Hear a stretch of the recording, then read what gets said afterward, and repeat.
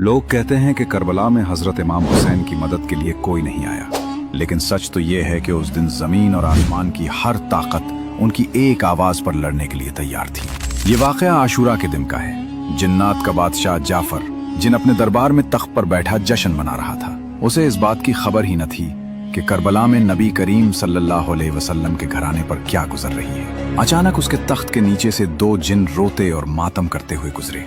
जाफर ने उन्हें रोका और पूछा, अरे आज तो खुशी का दिन है, तुम लोग क्यों रो रहे हो?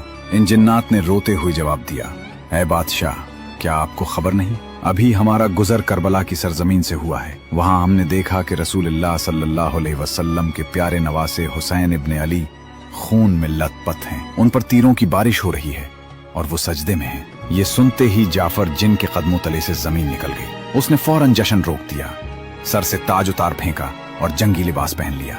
उसने अपनी तलवार निकाली और जिन्नात के एक बड़े लश्कर को लेकर हवा से भी तेज रफ्तार में करबला की तरफ रवाना हो गया। जाफर कहता है, जब मैं करबला की फजाओं में पहुंचा तो मैंने एक अजीब मंजर देखा। वहां सिर्फ यजीदी फौज ही न थी, बल्कि आसमान से लेकर जमीन तक फरिश्तों, अंबिया और जिन्नात की कतारें खड़ी थी। सब अपनी बारी का इंतजार कर रहे थे कि इमाम हुक्म दें तो वो दुश्मनों को खत्म कर दें। भीड़ इस कदर ज्यादा थी कि जाफर को रास्ता नहीं मिल रहा था।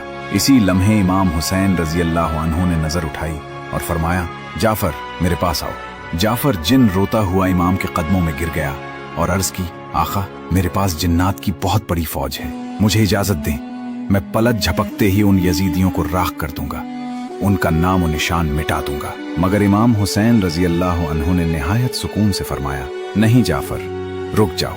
अगर मैं चाहूं तो एक इशारे में दुनिया पलट दूं, लेकिन मैं अपने नाना के दीन को बचाने के लिए और अपने रब की रजा के लिए ये सब्र कर रहा हूँ। मुझे अपने अल्लाह की मर्जी सबसे ज्यादा अजीज है। दोस्तों याद रखना, करबला में इमाम हुसैन रजी अल्लाह अन्हु बेबस नहीं थे। कायनात की हर ताकत उनके इख्तियार में थी, लेकिन उन्होंने तलवार नहीं उठाई ताकि इस्लाम जिंदा रहे। करबला का ये मंजर हमें ये सबक देता है कि असल जीत हथियार की नहीं, बल्कि सब्र और हक की होती है। अगर आपके दिल में भी इमाम हुसैन रजी अल्लाह अन्हु के लिए मोहब्बत है तो कमेंट में या